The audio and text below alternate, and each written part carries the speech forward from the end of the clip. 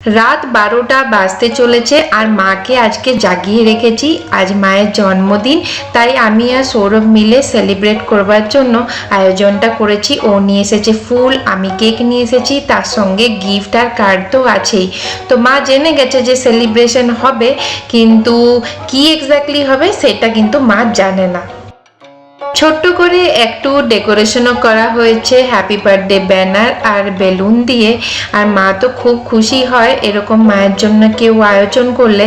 তো প্রত্যেক বছরই জন্মদিনের সময় মা মোটামুটি আমার কাছেই থাকে, তো আমি সেলিব্রেট করি মায়ের বার্থডে। তো মা তো খুব খুশি আয়োজন দেখে। কেক কাটার আগে একটু ফটো সেশন না হলে কি করে চলবে, তাই আমরা একে একে ফটো সেশন করছি।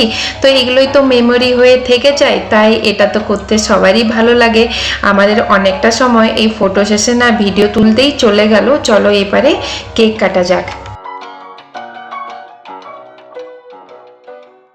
Happy birthday to you, happy birthday to dear মা, হ্যাপি বার্থডে টু ইউ।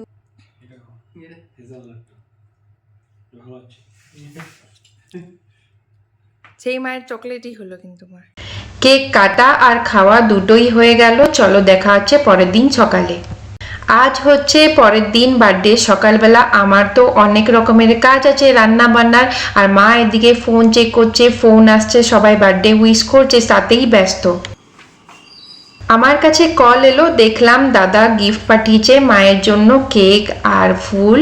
তো মা খুব দেখে খুশি। আবার একটা কেক কাটা হবে পরে। চলো আমি আমার কাজটাকে সেরে নিই, তারপর দেখা হচ্ছে। স্নান করে রেডি হয়ে মা আবার কেক কাটতে বসেছে, যেটা দাদা পাঠিয়েছিল। এই হচ্ছে মায়ের আজকের বার্থডে স্পেশাল লাঞ্চ। সবই ঘরে বানানো, পায়েস, প্রন, ডাল, আলু পোস্ত, চিকেন, পটলের দোরমা, তার সাথে মায়ের প্রিয় আম, আমের আচার, মিষ্টি।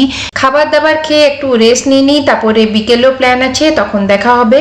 আজকে জন্মদিন উপলক্ষে মা পরেছে সুন্দর একটা শাড়ি, আর আমরাও রেডি হয়ে গেছি। চলো বেরোনো যাক ডিনারের জন্য।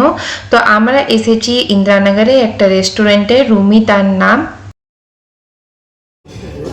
মা তোমার হ্যাপি বার্থডে গানও বেজে গেল, সেই জন্য তাকাও মা।